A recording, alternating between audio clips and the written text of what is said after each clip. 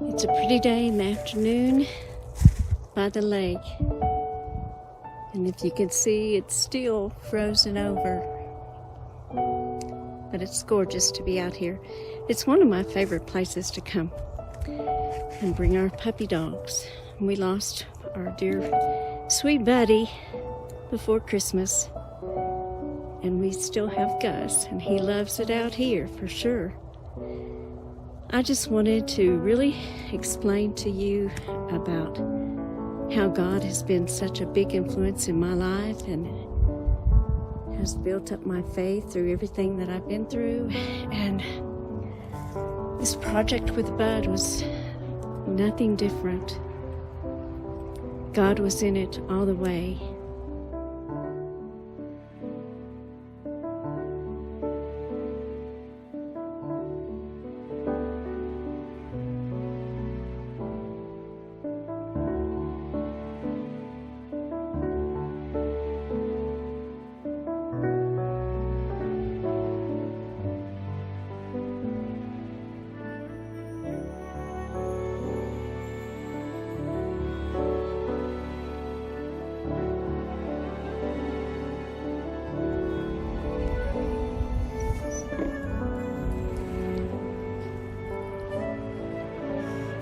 Well,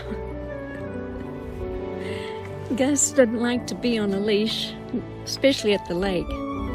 But as you can see, it's all iced over. It's gorgeous. I like to come out here, especially in the summertime, to really enjoy the scenery and to take the dogs walking. But this time I want to really concentrate on telling you about the people that really helped in the book, contributed a lot of stories, a lot of interesting stories. It just made the book so much more interesting to have people involved that actually knew Jesse in the 30s and 40s. 50s, and also the people that were really researching him and finding clues that other people couldn't find, and also the descendants of Jesse who Bud had met. And I was very blessed to get to meet one woman of a descendant of Jesse's. So we will go into those and really be enlightened by what they found and how it's enhanced Bud's book. And it's because Bud found these people in all his dealings and all his research, and just enhanced the book so much and enhanced his research. And he grew to love these people. I did too.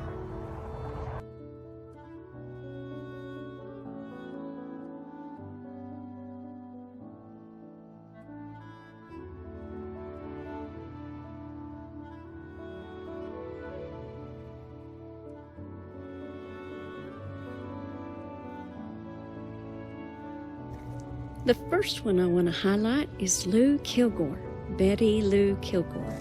And I write everything that Bud told me about her. Found her letters that Bud gave me to be so intriguing, and I got to talk with her many times on the phone.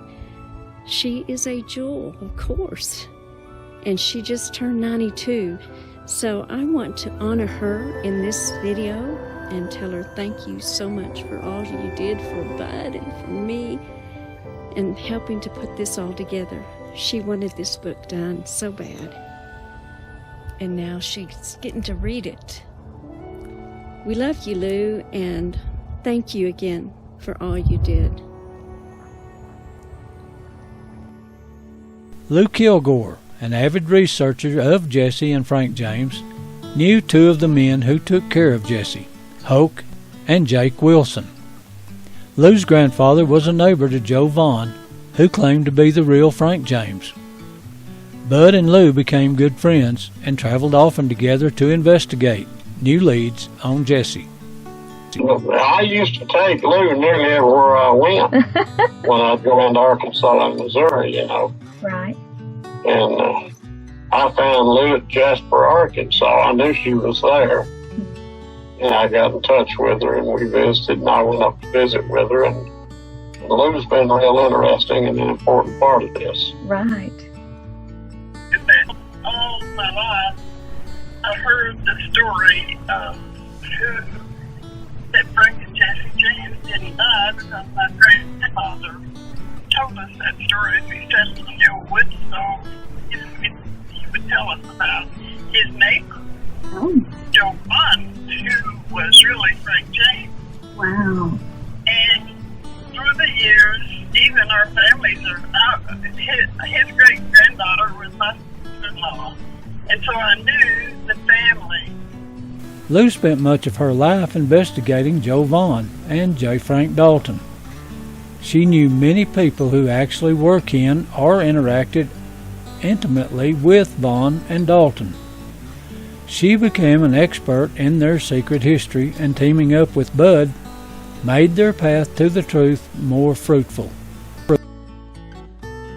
Joe Vaughn, a man who was the county surveyor for Newton County, Arkansas for 38 years, beginning in 1887, finally unwrapped his history in 1925.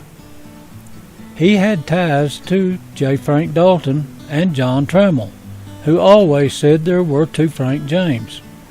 John Trammell in the Denver Post said there was a double switch with Sam Collins. What does that mean? Who was this Joe Vaughn? The three had a secret meeting on the huge flat rock, high off the ground, with KGC markings engraved upon it, which lay in front of Vaughn's house in a secluded, wooded area outside of Wayton, Arkansas. Joe Vaughn's dying words, "I am Frank James." Not as many researchers hunt out the detailed life of Jesse's brother, Alexander Franklin James, as much as they do Jesse's. There is much more than meets the eye, and it appears to be another wild tale of sorts. But he definitely was connected to J. Frank Dalton and John Trammell. Bud had never heard of Joe Vaughn, but one day an old school buddy that worked at the airport in Oklahoma City led him to a man who carried clues of connection to Jesse and the man called Joe Vaughn. He directed Bud to the Lady in the Know, Betty Lou Kilgore, in Jasper, Newton County, Arkansas. This is the first time Bud had heard of Lou Kilgore, as she prefers to be called. She was a hard worker and researcher. Bud gave Lou a call, and she invited him to Arkansas to open a whole new world of Frank and Jesse to him. It would give them an opportunity to learn from each other. Bud said she became a big part of his hunt for Jesse and had been doing it for years before she met Bud.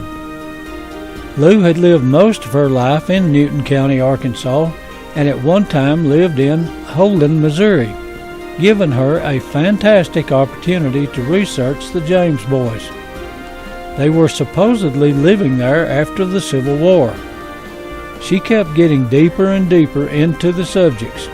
She moved back to Newton County, where the story of a mysterious man who her grandfather knew kept tugging at her mind to investigate. She remembers vividly the stories told to her as a young girl, as she would sit for hours listening to her grandfather tell the stories of Frank James, who was a neighbor. The warmth of the old wood stove and the unbelievable tales of the Wild West kept her glued to the floor. Lou's grandfather, James Buchanan Buck Wilson, was born in 1885 in Parthenon, Newton County, Arkansas, and lived there all of his born days in a very small rural area in the backwoods of the Boston Mountains. He got to know his neighbors well, and they depended upon each other. A well-grounded and well-watered trust was planted upon that fertile soil. One of his neighbors was Joe Vaughn. Buck knew old Joe early in his childhood, his teens, and young adulthood. Joe was 2 generations older than Buck. Joe was the county surveyor for years and would be out and about in the woods with his surveyor equipment, his compass, and staff. It took a highly skilled person in science, mathematics, and physics to map out an accurate lay of the land. This art is what the Knights Templar Freemasons brought to America, and the KGC used this system to bury their treasure. It was their underground banking system, developed thousands of years ago. There is evidence all over Joe Vaughn's property that Joe was a member of the KGC. This made Joe Vaughn extremely useful in a primitive and remote area of Arkansas. That was his assignment. Buck, Lou's grandfather, had many conversations with Joe Vaughn, his family, and his friends. He went to church with Joe and watched him as he helped build the school and even was a teacher. Joe was well respected in those mountains. Joe Vaughn actually told Buck that he was Frank James, the famous outlaw. The majority of that entire backwoods region knew who Joe Vaughn was, but he wasn't ready to tell the world until the walls and his health started closing in on him. And it was your grandfather that told you about his neighbor, Oh, yeah. Joe Vaughn. Okay. And my dad, too. And your dad. So Yeah, but I heard it more often from my grandfather. he knew Joe Vaughn, but he knew he was Frank James at that time. Yes, that's what he told us. Okay. Did your grandfather ever talk to Joe Vaughn about that, or did he come out and say that he was Frank James? Oh, yeah. Oh, wow. And I've walked all over his old property with the son and a daughter and known the family, you know, and well, they firmly believe it. Yeah. Well, Bud told me a little bit what was on the property, but so are y'all related to Frank James? Well, in roundabout ways, like I said, my sister-in-law was his third great-granddaughter Okay. to Joe Vaughn, Wow. and so my kids are, at least. Right. But I have two in different places in Newton County, Arkansas. Most everybody's related to everybody some way. So he told his Joe Vaughn, or Frank James, told his kids and his grandkids that he was Frank James. Yeah, Wow. just before he died, and he wrote a book about it. There's a book about it. Yes, and I've got a copy of that. And Bud said something about that he believes that Jesse came back and burned down the publisher. Or Yes, he did. oh wow, Yeah. because he didn't want him out. Sarah Snow, his daughter, was writing a book, and it was at the publishers in Pine Bluff. Uh-huh. And Jeffrey Dawson came by, and he asked her not to do it. Ooh. And she said she already had. It was already at the publishers. And a few days later, the whole printing press burned down. Oh my goodness. Anyway, later on, they did write a book. It's called This Was Frank James. You know, and at the time this book came out, I was living in Kansas City, Missouri, Clay County. Uh-huh. Next, right, that's where the old James farm is. And I had been there, you know, and anyway, there's an article came out in the Kansas City Star, and anyway, I replied to that article, and so from that, my research became real intensive because I had to prove I got to know the truth, you know. Right. So I've just done a lot of research over the years. Oh, Lou, that is fantastic. Wow. Well, Yeah. He said something about that the house was not there any longer, but there was like it looked like a tunnel underneath the house that he would use to get to Oh, yeah. cave. And there was a little draw that led down to the road where he could get away, or, you know. Wow. He had a trap door in his house where he could go under the floor Okay. and go out under the house. And it took him to the road. Yeah, a little shallow, little kind of valley hidden thing where he could get out, Right. get out to the road and not be seen so well. Right. Was there... And there was a cave on his place, Okay. and they used that cave. They used it like a storm shelter, but there was a huge big rock right out from his house a little way that had the marker on it. And every now and then there'd be a group of men that would come and they'd have a meeting out there on that rock, and then he would get him supplies and go with them, take off, and they'd be gone for a while. What did your grandfather tell you? Did he have some personal stories about Joe Vaughn that's not in that book? Yeah.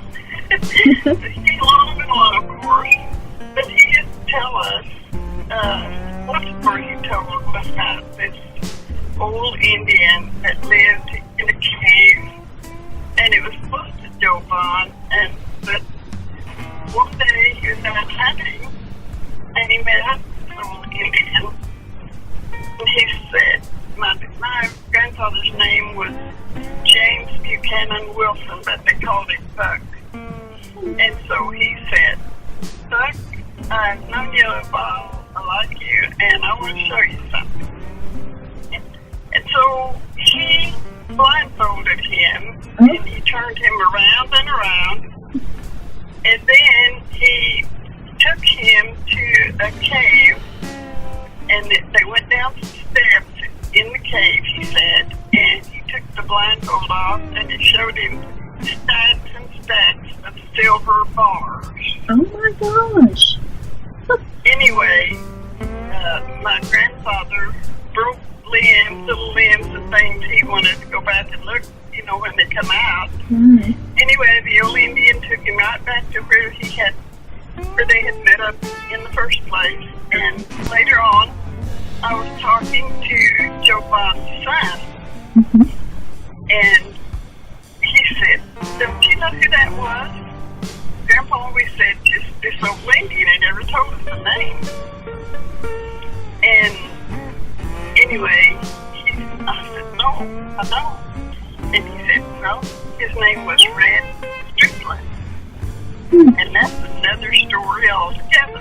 Oh my gosh, who was Red Strickland? Red Strickland was one of Quantrill's scouts. So how did your grandfather meet him? Well, he just was in the area, had lived right close to him, for a long time. Uh-huh. And he knew Joe Vaughn, In 1947, Jesse went to Austin to apply for a pension in person. Jesse would soon be 100 years old in September. He went to see the one man left in Texas that he could depend on, who knew his history well, Solomon Sol Bedford Strickland, also known as Red Strickland. They fought together with Quantrill, and Jesse knew Red Strickland would back him up to pursue a pension that Texas was offering Confederate soldiers, especially the guerrillas. Jesse could see his life changing, especially after the fall in 1937. Jesse may have felt the need for a little help financially and physically. He was pursuing a small pension and a nice rest home to be cared for.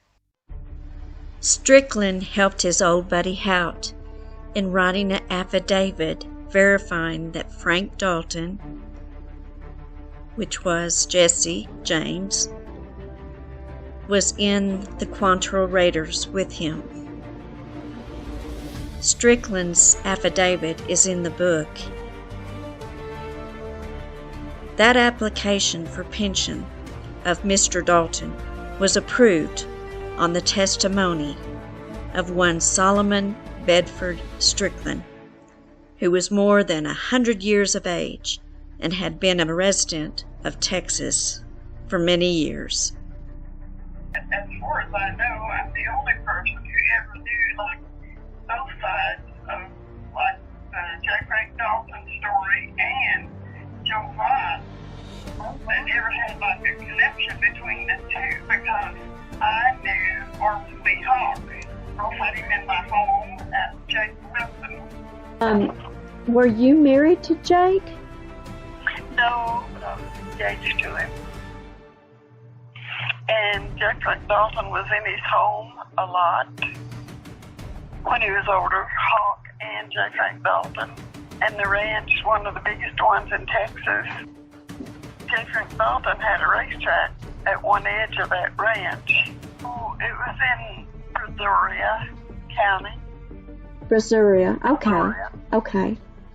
Huh, I didn't know this story. Yeah. And I heard that personally from Jay. So he had a ranch down in Brazoria, but it was his family that... It had been his family's, you know, in the family. Uh-huh. Lou had a burning desire to find out more about Jesse and Frank James, and she learned about Orvus Howk, knowing that he had taken care of Jesse in his latter years. She began to write letters to Howk to find more information about Jesse James. And that's when she learned about Jake Wilson, who was also involved in taking care of Jesse James. So she began to write lots of letters to Howk, and he corresponded with her for several years and even came to her house several times to discuss many things with her. She had a wealth of information from Howk, but she still was not satisfied, so she kept going, and that's when she met Bud. So y'all had a videotape of you interviewing Joe Woods? Yeah. Okay. So him interviewing us. Oh. Yeah, he was a newspaperman for the St. Louis Post-Dispatch. Okay. Joe Woods. And he was retired, and we went down to visit him and talk to him. He was in the story and had been involved with J. Frank Dalton, so we went to talk to him, and he wanted us, you know, he wanted to do the interview, so we did. Well, how neat. Sweet lady, and we become good friends. Yeah. I haven't seen her since we opened that grave up at Granbury, Texas. There's a long story behind what Frank and Jesse James was. They didn't do things for personal gain. They belonged to the Knights of Golden Circle. And all these treasure stories that you hear, these stashes and stuff, those were caches because back then they couldn't use banks. Mm-hmm. Right after the Civil War, a lawyer couldn't even practice. It's Southern, you know, they didn't have any rights. That's what those caches are, and they had plans and for the future, you know. Right. And so they still collected money and things for the cause. That's what they did. Right. So, I mean, they wasn't just bandits. Right. They just didn't give up at the end of the Civil War, basically. Well, that's how Bud described it to me.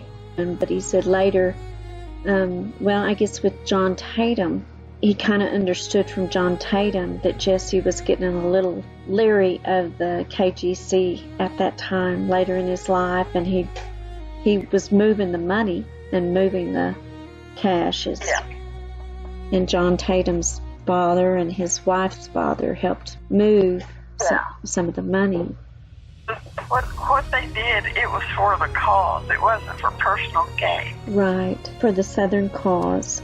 You know, they had their side of things, and the North had their side of things, and the South had plans for a second Civil War, actually. Right. And they had plans for the South and Mexico and all of South America as an empire, and the North had their plans. Right. They wanted Canada and the northern states. They were going to do their own thing. And France and England both financed both sides of the Civil War. They financed both sides. Wow. They wanted to get back America that they had lost before, I guess. That was a phone interview with Lou during the pandemic in 2020. I had met Bud earlier in Texas in the fall of 2019, and he was the first to open a whole new view of the world and Jesse James to me that shocked me to my very core.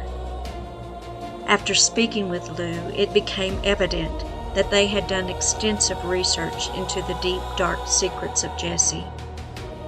Orvus Howk took care of Jesse during his last 18 years, gathered a lot of information from Jesse, sober or tipsy, obtained many documents and photos in his possession. But Howk was considered a sensationalist. Many of the stories were factual, and many were extremely unbelievable. As Bud did and always preached about, you have to do your own research to decipher the fact from fiction. Bud never wanted to tarnish or disrespect other researchers of Jesse James, and showed a lot of integrity in how he presented his findings and his experiences with others, keeping their dignity intact, but also speaking in truth. The next part is about Orvus Howk and the Knights of the Golden Circle that had to be tagged on to Lou's research, since she knew Howk. She found the truth. So many others are now coming out with knowledge and evidence of the KGC and Hawk's direct contact with J. Frank Dalton, who most definitely points to the fact that Dalton was the true Jesse Woodson James. Many are now following Lou and Bud's path to reveal the truth with new books, movies, and documentaries. I have had two well-known people contact me who respected Bud greatly and were going to proceed in telling this amazing story to the whole world with the evidence they dug up and researched on their own. I was ignorant of this information, but Bud's revealment of this set me on a new path to open up my eyes and do my own research. I wanted to see the whole picture behind Jesse's actions and motivations, and to do Bud's research justice. I told him, if I don't understand it, research on my own, how am I going to explain it to the public, this amazing truth behind the story? He appreciated me doing this, because the truth mattered. Both Lou and Bud's story coincide. It's shocking at first, but the more you know, the more sense it makes. Please continue to do your own research, and the truth will become clearer. Listen now to an excerpt in Bud's book and Bud's own voice telling the story. Lou has proven to Bud and the writer that her knowledge is extensive and accurate. Lou has gone deeply into the whole picture of Jesse's life, the Knights of the Golden Circle, and many hidden facts that would change history forever. She has been a tremendous help to Bud and his search. The writer has been extremely fortunate to get to speak with her. Howk became acquainted with Dalton, Jesse, possibly in the late 30s, early 40s. One article in a journal, The American Barbed Wire, written June 1975, Howk told the reporter that he cared for the old man during the last 18 years of his life. From other evidence that Bud has gathered, from letters Howk wrote, it appeared they possibly met in the oil business in Texas. Before that, 1932, Howk was living in Jacksonville, Illinois, and working for American Bankers Insurance Company. The Jacksonville Daily Journal, May 1st, 1932. In 1933, Jesse began selling oil leases in Gladewater, and Howk was involved, he said, as working and curing titles before drilling, per a letter written by Howk in Bud's personal collection.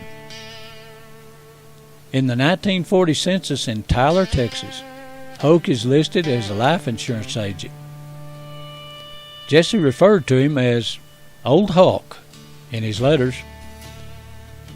Howk saw an opportunity to gain knowledge about Jesse, his treasure, and many hidden secrets that Jesse kept buried deep within himself. Howk thought he had gained trust from Jesse by providing him shelter, food, medical care, transportation, photos for Jesse's calling card, and an avenue and encouragement to tell his story.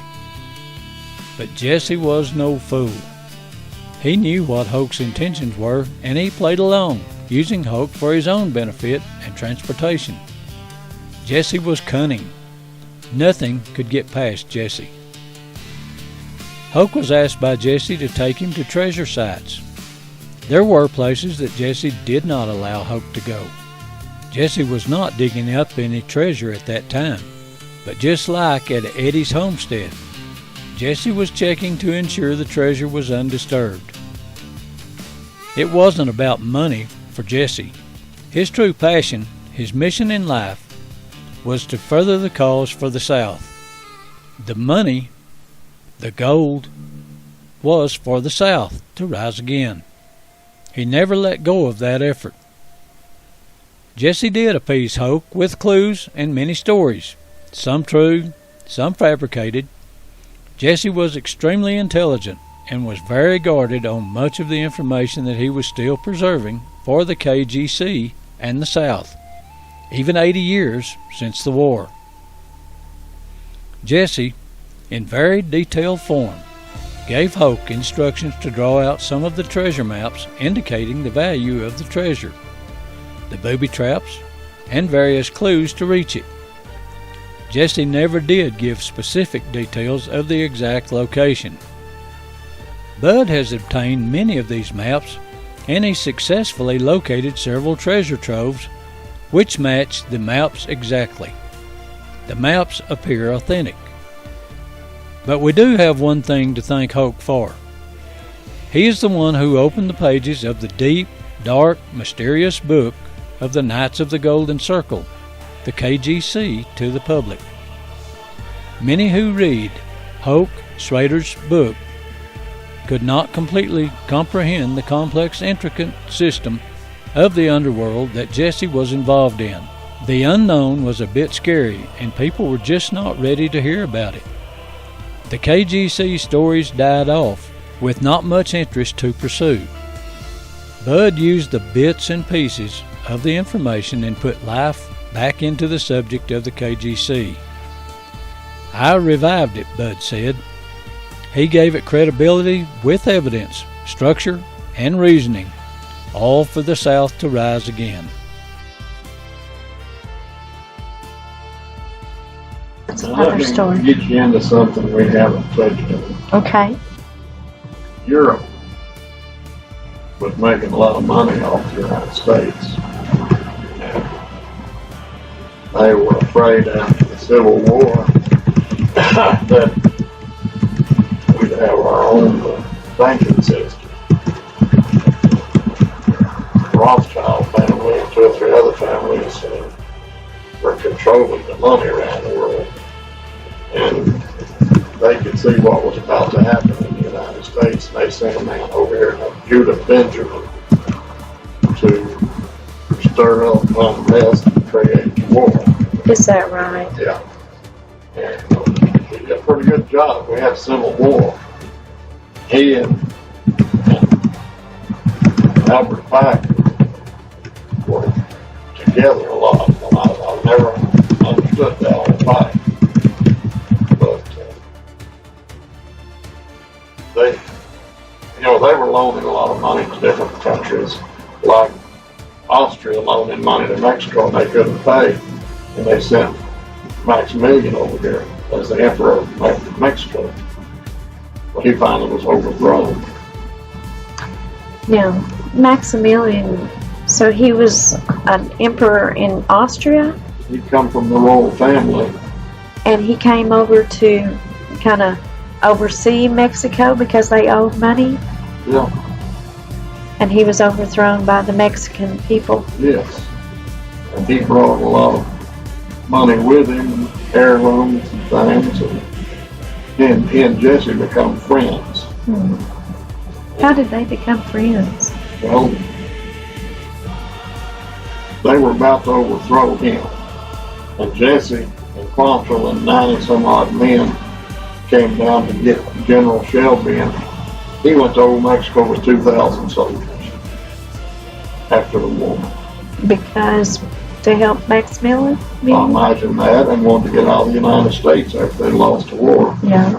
And Jesse and Quantrill and them knew that they were in bad shape.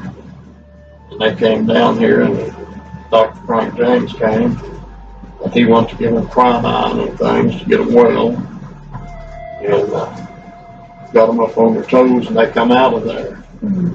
They had running gun battles all the way back with the Mexicans. Mexican people, trying to attack them because they supposedly they came out with 11 Corettas. That's a wooden wheel wagon.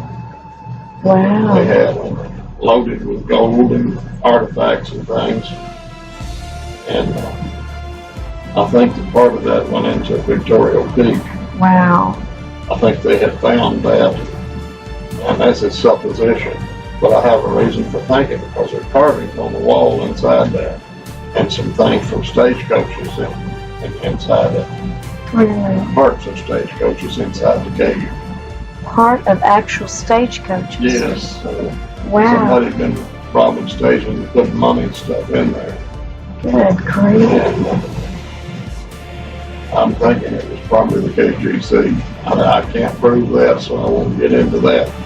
But I don't mind getting into the fact that the European bankers sent people up over here to stir up unrest and get a war started over slavery. But Jesse said it wasn't fought over slavery, it was fought over states' rights. And that's such a misconception. Now, he told that to Olaf, it was fought over states' rights. And he called it the war between the states and not the Civil War. Yeah. Wow. So, really, Jesse's main job was to protect the United States as it was, or the South, or what was his? South mostly. Okay. They were trying to change the South from slavery, and they had a good way of life. Right. They were prosperous, raising cotton and tobacco and stuff. They wanted to be left alone. So they had a heads up, or they had information that these European bankers were trying to stir up the Civil War. Yeah. And they were mainly for the North, these bankers. Well, they wanted a war, and they could loan them money at high interest rates. I've seen like 20-something% interest. Good night. And Lincoln come out with the greenback dollar bill. And, that's when they really got it. When he come out with his own money. They didn't like it. Didn't like it, no. Wow. They were afraid they were going to lose their hold that they had. So Bud, kind of fill me in.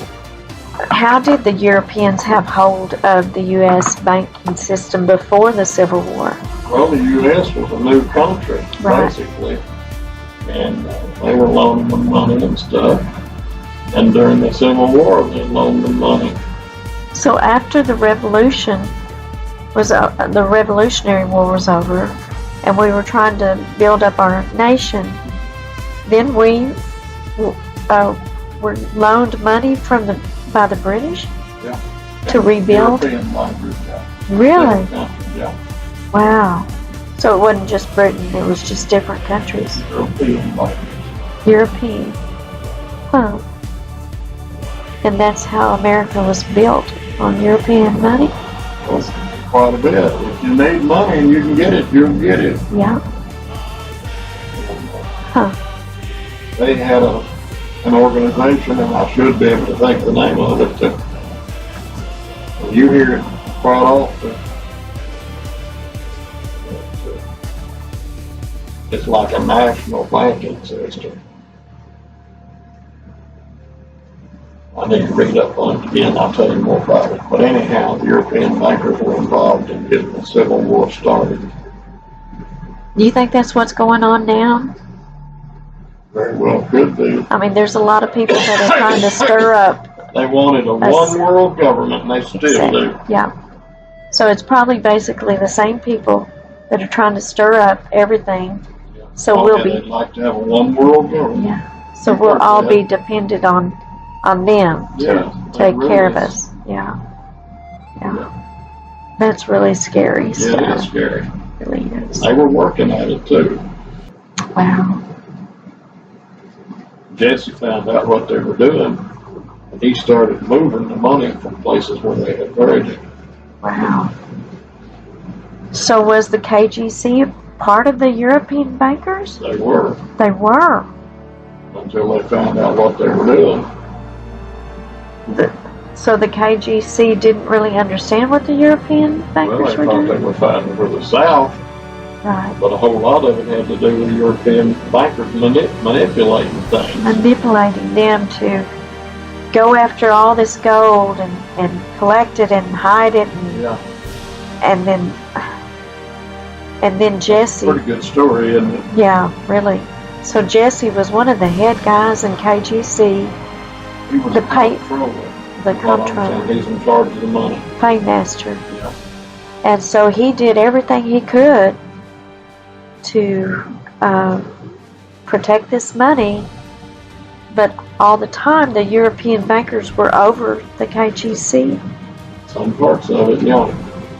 and he found out what their goal was. Yeah, he went to moving the money. He moved the money. Wow. Still to protect the Southerners. Yeah. But then, at this time, he was protecting the whole country. It sounds like it to me. Yeah. Trying to preserve what country we Well, he have. was for the South, but Yeah. When World War I started, he said, we decided we better get behind our homeland.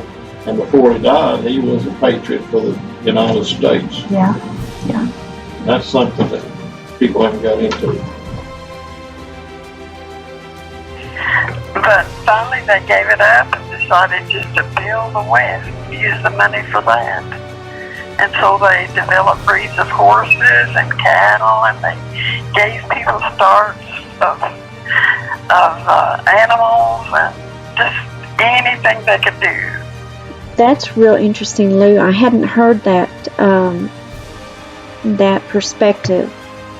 So when they were ready to give up the Southern cause, they applied all their the money and their energy to go towards the West and building the West.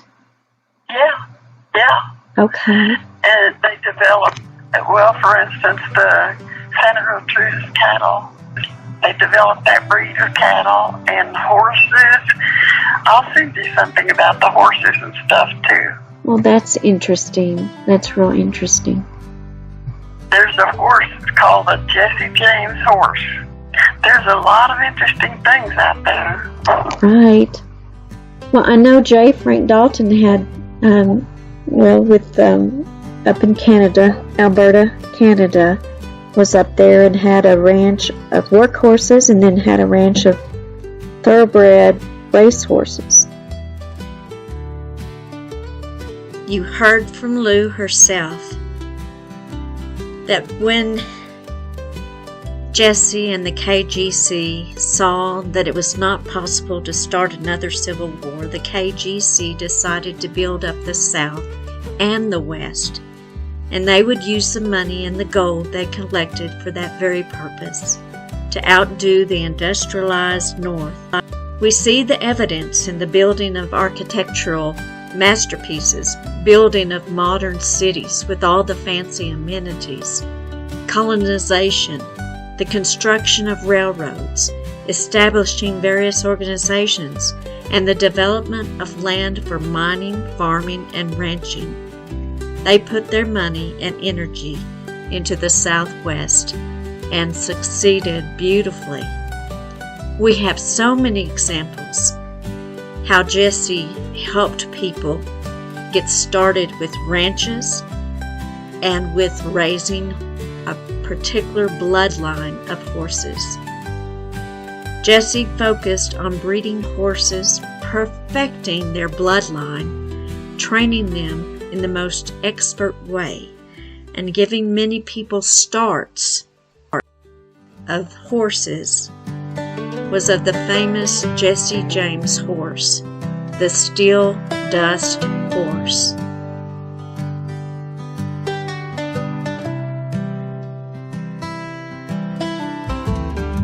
Thank you. Oh, well, I'm sure glad you're doing this anyway. It is so complicated. Sometimes it's hard to comprehend.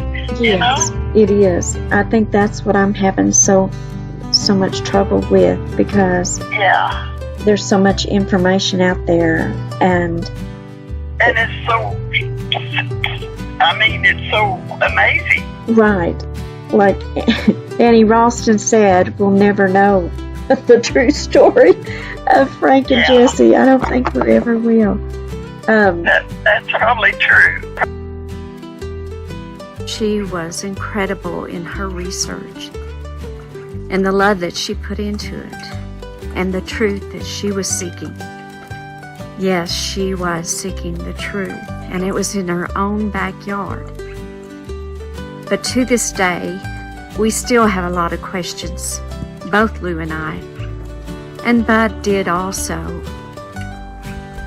There's no concrete answer that Jovan was really Frank James.